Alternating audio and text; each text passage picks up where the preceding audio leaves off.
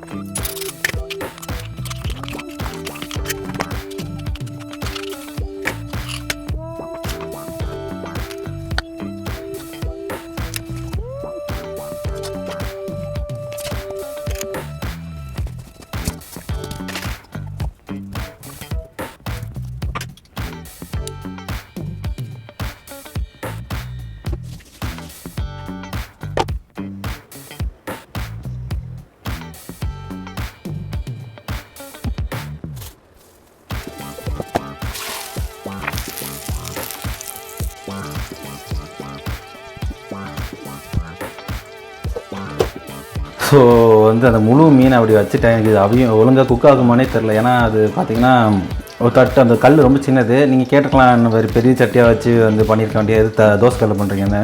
எனக்கு என்ன அதிகம் சேர்க்க பிடிக்காது. ஸோ நான் வந்து தோசை கல்லில் போட்டிருக்கேன். நான் அதுக்காக என்ன பண்ணியிருக்கேன்னா, இந்த மாதிரி மூடி வச்சுட்டேன். ஸோ ஓரளவு மீன் வந்து ரொம்ப நேரம் வேகணும் அவசியம் கிடையாது. ஏன்னா மீன் வந்து ரொம்ப அந்த தண்ணி பதம் இருக்கிறனால சீக்கிரம் வெந்துடும், அந்த சூட்லேயே வெந்துடும்.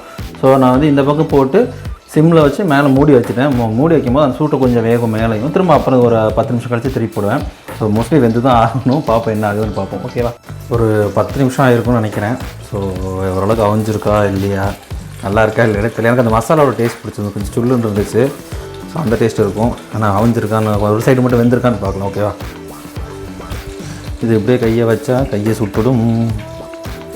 இதுதான் நம்ம எப்போ தேடினாலும் கிடைக்காத ஒரே அரிய வகை பொருள். இதுதான், நீங்கள் எங்கே வேணால் வைங்க, இது காணாமல் போயிடும். மேஜிக்.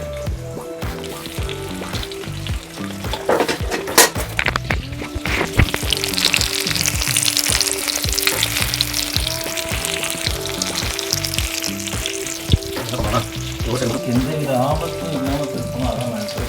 தோசை கரண்டி. ஸோ இதுவும் ஒரு ஆப்ஜெக்ட் வந்து காணாமல் போகிற ஆப்ஜெக்ட். தோசை கரண்டி கண்ணியில் தான் இருக்கிறப்போம், கண்ணு முன்னாடியே காணாமல் போகும்.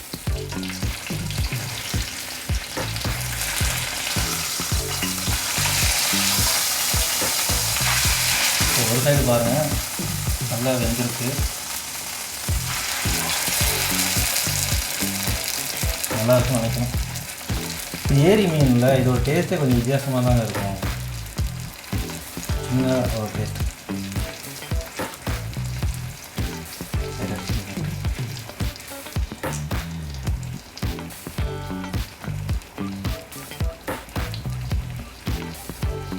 ஒரு சைடு நல்லா இதாக இருக்குது.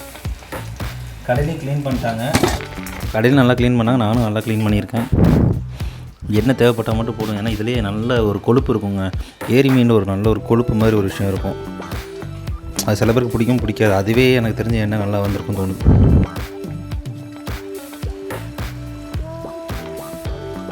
இந்த இடத்துல தான் அந்த கொழுப்பு இருக்கும்.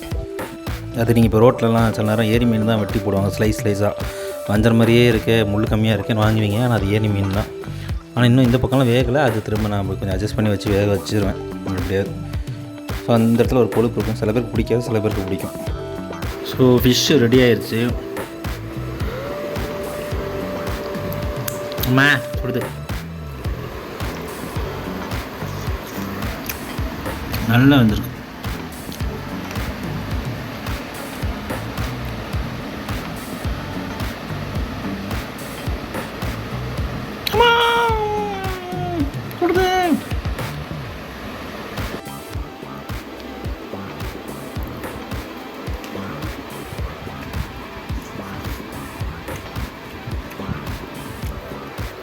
ஆனால் நான் அதுவும் நிறைய உப்பு போட்டாலும் நினச்சேன்.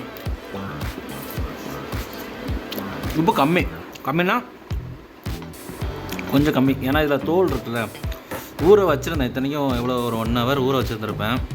அப்படியும் பார்த்தீங்கன்னா அது கொஞ்சம் உப்பு கம்மியாக தான் இருக்குது.